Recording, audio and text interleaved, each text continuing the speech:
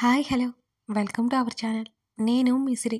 ఈరోజు మనం చెప్పుకోబోయే కథ మిస్సెస్ అగస్త్య పార్ట్ 73. కథలకు వెళ్ళే ముందు వీడియోని లైక్ చేసి హైప్ చేయడం మర్చిపోకండి ఫ్రెండ్స్. వస్తాను 6కి రెడీగా ఉండాలని అన్నాడు. తనంత సూటిగా స్థిరంగా చెప్తుంటే తను ఇంకొక మాట అడగలేకపోయాను నేను. సరేనంటూ కాల్ కట్ చేశాను. బిజీగా ఉన్నావా అని అడగాల్సింది. ఆఫీస్లో ఉన్నాను అని చెప్పి దొరికిపోయేవాడు. విసుక్కుంటూ ఇంటికి బయలుదేరాను. మధ్యలో ఒక చోట డాడీ కార్ కనిపించింది. డాడీ కార్లో నుండి గట్టిగా అరిచాను. డ్రైవర్ వెంటనే కార్ ఆపాడు. నేను గబగబా కారు దిగి డాడీ దగ్గరికి వచ్చేసాను. ఇక్కడున్నారేంటి రోడ్డు మీద అని అడిగాను డాడీని హత్తుకుని. కార్ ప్రాబ్లం వచ్చింది బేబీ అన్నారు డాడీ. అప్పటికే డ్రైవర్ టైర్ మారుస్తున్నాడు. రండి డాడీ మన ఇంటికి వెళ్దాం. బలవంతంగా డాడీ చేతిని పట్టుకుని లాక్కొచ్చి కారులో కూర్చున్నాను నేను. అగస్త్య గురించి మర్చిపోయి ఎగ్జామ్ గురించి అవి ఎలా రాశాను అని, ఎన్ని మార్క్స్ వస్తాయని లెక్కలు వేసుకుంటూ డాడీతో మాటల్లో మునిగిపోయాను నేను. ఇద్దరం ఇంటికి చేరుకున్నాం. మా రవణమ్మ మంచి కాఫీ ఇచ్చింది. డాడీ నేను కూర్చొని తాగుతాను బోల్డని కబుర్లు చెప్పుకున్నాం ఇద్దరం. సాయంత్రం ఎప్పుడైపోవాలి నాకు ఏం గుర్తులేదు. షాపింగ్కి వెళ్ళాలనే విషయం నేను మర్చిపోయాను. అగస్త్య నుంచి కాల్ వస్తుంటే తల పట్టుకుని కూర్చున్నా నేను. వెంటనే కాల్ లిఫ్ట్ చేశాను. తనకి సంజాయిషి ఇవ్వడానికి అన్నట్టుగా. రెడీ అయిపోయావా? తన మొదటి డైలాగ్ అదే.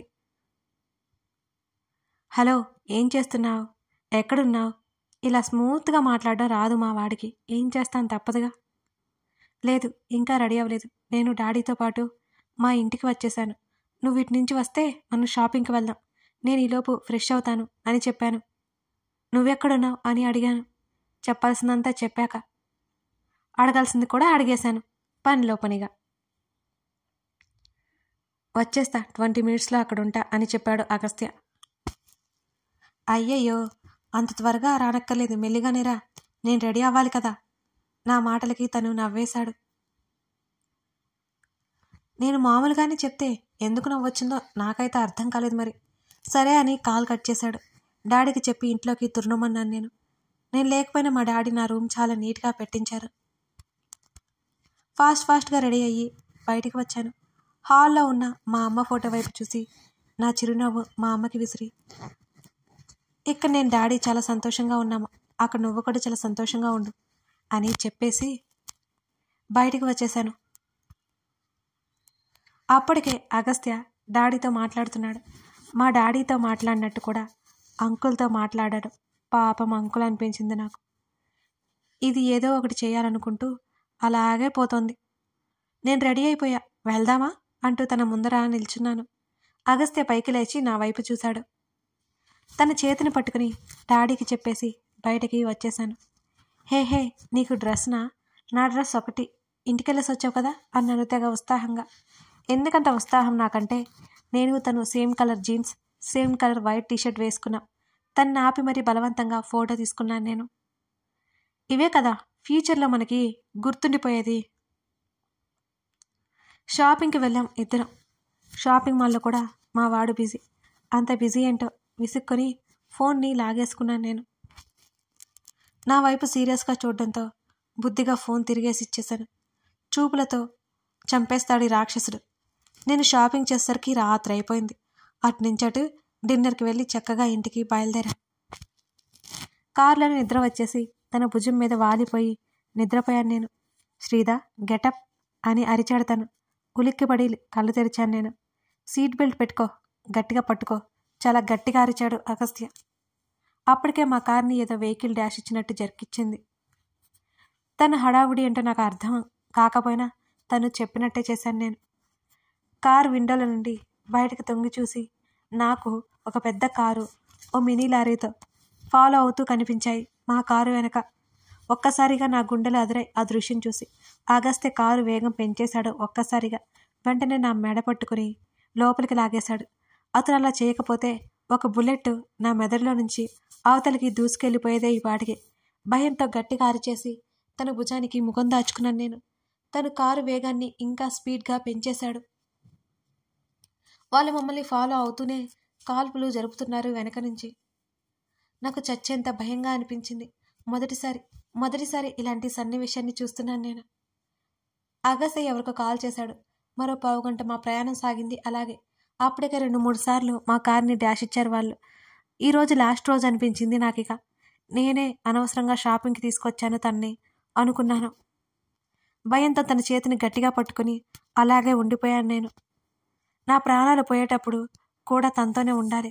కనీసం నేను పోయినా తనకేం కాదు కదా. ఒక్కసారిగా పిచ్చి పిచ్చి ఆలోచనలన్నీ వచ్చేశాయి నాకు. సరిగ్గా పావుగంట తర్వాత మాకొక వెహికల్ ఎదురొచ్చింది. పోలీస్ వాళ్ళది. అందులో నుంచి 10 మంది దిగారు. అగస్త్య కారు ఆపి నా చేతిని పట్టుకుని దిగాడు. ఏమైంది అని పోలీస్ ఇన్స్పెక్టర్ వస్తూనే అగస్త్య వైపు చూశాడు. వాళ్ళందరినీ పట్టి వెనక ఎవరున్నారో తెలుసుకో. మళ్ళీ నా చేతిని పట్టుకుని కారు వైపుకి తీసుకొచ్చి నన్ను లోపల కూర్చోబెట్టాడు అగస్త్య. కారు దిగకు అంటూ తన పాకెట్లో నుండి గంతీగానే నాకు గుండె గుబేలు ఉంది. నేను ఏడ్చేస్తూ తన్ని ఆపుతుంటే ఒక లేడీ కానిస్టేబుల్ వచ్చి గ్లాస్ విండో మీద తట్టింది. ప్లీజ్ నన్ను పంపించకు, నేను వెళ్ళను అని ఏడుస్తూ తన మెడవంపులో ముఖం దాచుకున్నాను. అప్పటికే వెనక మాటల జరుగుతున్నాయి. పోలీస్ ఆఫీసర్ తనకి ఫ్రెండ్ అనుకుంటా బాగా మాట్లాడేస్తున్నాడు. సెనోరిటా, సరిగ్గా గంటలో నీ ముందుంటా అంటూ నా కన్నీరు తుడిచి నా తల మీద ముద్దు పెట్టుకున్నాడు అగస్త్య. నువ్వు రాకపోతే నేను చచ్చిపోతాను. గంట తర్వాత 1 నిమిషం కూడా నేను బ్రతకను అని కోపంగా చెప్పాను. ఏయ్, తనకు బాగా కోపం వచ్చింది. అరిచేశాడు గట్టిగా. నేను కన్నీళ్లతో తనని ఇంకా కోపంగా చూశాను. నా పెదవుల మీద గట్టిగా ముద్దు పెట్టుకుని దూరం జరిగాడు. అయినా నేను వదలలేదు తన్ని. నాకు చాలా అంటే చాలా భయమేస్తోంది. అసలు ఎవరు వీళ్ళంతా అర్థం కావడం లేదు నాకు. తను దూరం జరుగుతుంటే గట్టిగా పట్టుకున్నాను నేను. నిన్ను ఇంటికి తీసుకెళ్ళిపోతుంది ఆవిడ, అంకుల్ దగ్గర ఉండివాళ్ళ అని చెప్పాడు. ప్లీజ్, నాకు భయంగా ఉంది. నువ్వు వెళ్ళకు, వాళ్ళంతా ఉన్నారు కదా అని అడిగాను నేను. బాయ్. మరోసారి చిన్నగా ముద్దు పెట్టి నిర్దాక్షిణ్యంగా నన్ను వదిలేసి సీట్లోకి తోసి తను కారు దిగి వెళ్ళిపోయాడు. నేను అటువైపుకి డోర్ తీద్దామనుకుంటే అది రాలేదు. బాగా ఏడుపు వచ్చేసింది నాకు తను చేసిన పనికి. కానిస్టేబుల్ ఒక ఆవిడ డ్రైవింగ్ సీట్లో కూర్చుంది. నన్ను ఇక్కడికి తీసుకెళ్ళొద్దు, నేను రాను, ఇక్కడే ఉంచండి. ఆమెను చూస్తూ గట్టిగా అరిచేశాను నేను. ఎక్కడుంటే మీ ప్రమాదం మేడం అని కార్ స్టార్ట్ చేసింది ఆవిడ. ఏయ్, కార్ ఆపండి. నా హస్బెండ్ ఎక్కడుంటే నేను ఎలా వెళ్తాను? ప్లీజ్ ఆపండి. ఆమె చేతిని పట్టి ఊపేసినా ఆమె వినకుండా కార్ని ముందుకు తీసుకెళ్ళిపోతోంది. ప్లీజ్, మీకు దండం పెడతాను, ఆపేయండి. ఆవిడ నా మాటలు ఏమాత్రం వినడం లేదు. చేతుల్లో ముఖం దాచుకుని ఏడుస్తూ కూర్చున్నాను నేను. ఆవిడ నన్ను గమనిస్తున్నా నాతో ఏం మాట్లాడలేదు. మా ప్రయాణం జరుగుతూనే ఉంది. అగస్త్య గురించి తలుచుకుంటూనే ఉన్నాను నేను. దారి పొడవునా తనకేం కాకూడదు, తను క్షేమంగా ఉండాలి, క్షేమంగా ఇంటికి రావాలి. వాళ్ళ దగ్గర నుంచి మేము చాలా దూరం వచ్చేసాం అప్పటికే. ప్లీజ్ చెప్పండి, ఎవరు వాళ్ళంతా? మా వెంట ఎందుకు పడుతున్నారు? మీరు ఇంత త్వరగా ఇక్కడికి ఎలా వచ్చారు అని నేను ప్రశ్నల వర్షం కురిపించాను ఆ కానిస్టేబుల్ మీద. ఆవిడ నా వైపు ఒకసారి చూసి రోడ్డు వైపు చూసి చెప్పడం కొనసాగింది. డేవిడ్ అని ప్యారిస్లో ఒక డాన్ టైప్ అన్నమాట. వారిని పట్టుకోవడానికి ఒకసారి మీ హస్బెండ్ ప్యారిస్ పోలీసులకు హెల్ప్ చేశారు. మీ హస్బెండ్ పైన బాగా కోపం పెంచేసుకున్నాడు. అక్కడి నుంచి తప్పించుకుని ఇండియా వచ్చాడు. అక్కడ పోలీసులు మన ఇండియన్ పోలీసులతో కాంటాక్ట్ అయ్యారు. ఇప్పుడు హైదరాబాద్లో ఉన్నట్టు తెలిసింది. వాళ్ళు డేవిడ్ మనుషులు, మీ వెంట పడ్డవాళ్ళు. మీ హస్బెండ్ని హెచ్చరించాము, ఈలోపం మీ వెంట పడ్డారు వాళ్ళు అని క్లియర్గా చెప్పింది ఆవిడ. నేను గుండెల మీద చేయి వేసుకున్నాను. నాకు ఇంకా గుర్తు, ఆ డేవిడ్ వల్ల అగస్త్య భుజానికి బుల్లెట్ దిగి చాలా రోజులు బెడ్ రెస్ట్లో ఉండాల్సి వచ్చింది. అతడు చాలా డేంజరస్ అని కూడా నేను విన్నాను. ఒక్కసారిగా నా శరీరం భయంతో కంపించిపోయింది. ఉన్న సమస్యలు చాలావా అనుకుంటుంటే మళ్ళీ వీడొకడు. వీళ్ళంతా మమ్మల్ని ప్రశాంతంగా బ్రతకనివ్వరేమో. చాలా భయంతో పాటు కోపం, విసుగు, చిరాకు అన్నీ వచ్చేసాయి నాకు. ఆ పోలీసులకు డేవిడ్ దొరికితే బావుండు. ఇప్పుడు అక్కడ డేవిడ్ ఉన్నాడా అని అడిగాను నేను వెంటనే ఆవిడని. లేడు, అతని మనుషులే. అతనికి ఇండియాలో సాయం చేసే వాళ్ళు బోల్నంతమంది ఉన్నారు. ఎక్కడో ఒకచోట నక్కి ఉండి ఉంటాడు అని ఆవిడ అన్నది. నాకు గుండె అదిరింది.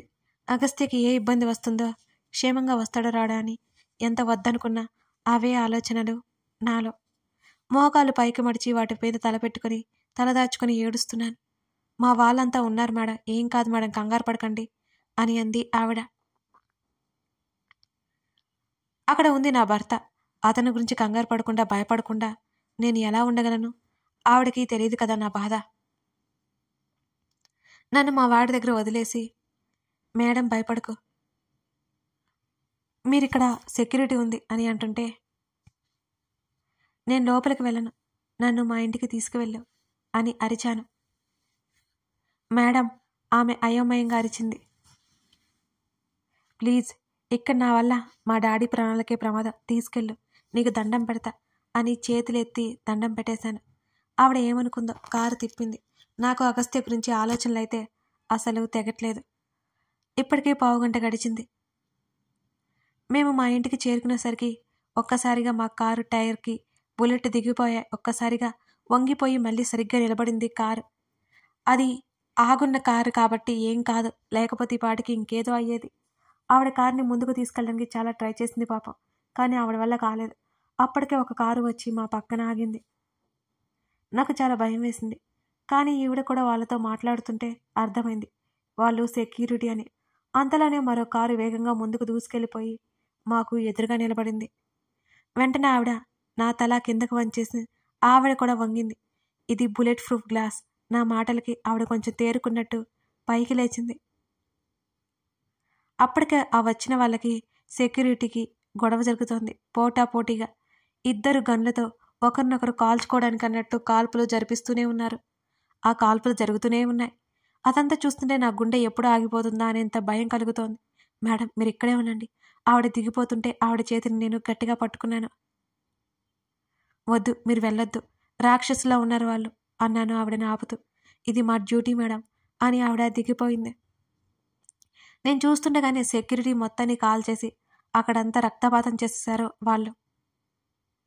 ఆవిడ కూడా కాల్ చేయగానే నా కళ్ళు తిరిగినంత పడింది. భయంతో నోటికి చెయ్యట్టు పెట్టుకున్నాను నేను, అలాగే ఏడ్చేస్తూ. వాళ్ళు కారు దగ్గరికి వస్తుంటే ఏం చేయాలో తెలియలేదు. అలాగే డోర్స్ అన్ని క్లోజ్ చేసుకుని కూర్చున్నాను. నేను కిందకి దిగి పారిపోయిన క్షణాల్లోనే పట్టేసుకుంటారని నాకు తెలుసు. వెంటనే ఫోన్ తీసుకుని అగస్త్యకి కాల్ చేశాను. తన ఫోన్ రింగ్ అవుతుంది కానీ తను లిఫ్ట్ చేయడం లేదు. సరిగ్గా అదే సమయంలో గ్లాస్ డోర్ వైపు ఒక అతను వచ్చాడు. అతని ముఖాన్ని చూడగానే ఒక్కసారిగా అరుస్తూ అదిరిపడి వెనక్కి జరిగాను నేను. సగం ముఖం మాత్రం బానే ఉంది, మిగతా సగం అంతా స్నేక్ టాటూస్తో నిండిపోయింది. అతన్ని చూస్తుంటే ఒళ్ళంతా భయంతో నిండిపోయింది. అదోలా నవ్వుతూ గ్లాస్ డోర్ మీద కొట్టాడు. నేను ఏడుస్తూ అగస్త్య కాల్ కోసం చూస్తున్నాను. డాడీ దగ్గరికి వెళ్ళకపోవడమే మంచిది, లేకపోతే తలుచుకుంటేనే భయంగా ఉంది నాకు. డాడీని ఏం చేసేవారు, మనుషులు ఇంత ఈజీగా చంపేస్తారని అస్సలు అనుకోలేదు నేను. ఏ లడ్కీ, ఓపెన్ ద డోర్. తలుపు మీద కొడుతుంటే నాకేం అర్థం కాలేదు. చెమటతో నా శరీరం ముద్దయిపోయింది. అప్పటికే కార్ విండోని నిమిషాల్లో లాగేశారు. వాళ్ళు చూడకుండా ఫోన్ నా పాకెట్లో పడేసుకున్నాను నేను. ఎవరు మీరు, ఏం కావాలి మీకు అరుస్తున్నా పట్టించుకోకుండా నా 2 రెక్కలు పట్టుకుని బయటికి లాగేశారు. కింద రక్తపాతం నా కళ్ళకు కనబడుతూనే ఉంది. ఒక్కసారిగా నా కళ్ళ ముందు ఎవరో రక్తంలో పడి ఉండడంతో కెవ్వుమని అరిచాను నేను. చావు భయం ఒక్కసారిగా నా కళ్ళల్లో నుంచి నా శరీరం అంతా పాకింది. వారి ప్రాణాలు నా మూలంగా పోయాయేమో అనిపిస్తుంది. వెనక్కి పడిపోతూ గట్టిగా ఏడుస్తుంటే తీసుకెళ్ళిపోయారు నన్ను. ఐ లైక్ దిస్ లడ్కీ, ఆ టాటీలు వేసుకున్నవాడు చెప్తుంటే భయం, జిగుప్స, వికారం మొత్తం నా శరీరంలో తిష్టవేశాయి. వాళ్ళు ఎవరికీ తెలుగు రాదు, హిందీ ఇంగ్లీష్లోనే మాట్లాడుకుంటున్నారు. ఒకవేళ అగస్త్య రిటర్న్ కాల్ చేస్తే సౌండ్ వినిపిస్తే ఊరుకుంటారా? వాళ్ళ మధ్యలో కారులో కూర్చోవాలంటే నా మీద నాకే అసహ్యం వేసింది. అంత భయంకరంగా ఉన్నారు. నా భుజాలను వాళ్ళు తాక్కుంటే చచ్చిపోవాలనిపించింది. Please leave me. నేను చాలా చాలా బ్రతిమాలుతున్నా కానీ కనికరం కూడా చూపించలేదు వాళ్ళు. ఆ టాటూ వ్యక్తి సగం ముఖం చూస్తే ఎవరైనా సరే హడలి చావాల్సిందే, అలా ఉన్నాడు అతను. కారు ఇంకాస్త ముందుకు వెళ్ళిపోయింది. ఆ చీకటిలో ఎటు వెళ్తుందో తెలియడం లేదు నాకు. ఏడుస్తూ బిగుసిపోయి కూర్చున్నాను నేను. ఏ రూట్ వైపు వెళ్తుందో అర్థం కాలేదు. మరో అరగంట పాటు ఎటేటో కారు వెళ్ళిపోతూనే ఉంది. కారు ఆగగానే ఇటు వాళ్ళటు దిగిపోయారు ఒక్కసారిగా. ఆ టాటూలు ఉన్న అతను నాకు దగ్గరగా జరిగి నా భుజం చుట్టూ చేయి వేయగానే గట్టిగా అరిచి అతన్ని కొడుతూ అతని చేతిని విడిపించుకుని డోర్ తీసి కిందకి పరిగెత్తి పడిపోయాను. వెంటనే ఓపిక తెచ్చుకుని లేచి చూడగానే చుట్టూ చీకటి. పైకి లేచి పరిగెడదామని వెనక్కి తిరిగేలోపే నా వెనకే ఉన్నాడు అతను. ఒక్కసారిగా నా గుండె అదిరిపోయింది. కథ కొనసాగుతోంది. ఇప్పుడు శ్రీధ ఎవరి చేతులను చిక్కుకుంది కదా. అగస్త్య ఈలోపు ఆమెను కాపాడగలరా, లేకపోతే వాళ్ళు శ్రీధని తీసుకెళ్ళిపోతారా? అసలు ఈ డేవిడ్ ఎవరు? మీకు ఆల్రెడీ ఐడియా ఉండాలి. ఇంకా కథ ఎలా ఉండబోతుందో చూసేయండి. కథ నచ్చితే లైక్ చేసి కామెంట్ చేయడం మర్చిపోకండి. Thank you for watching this video.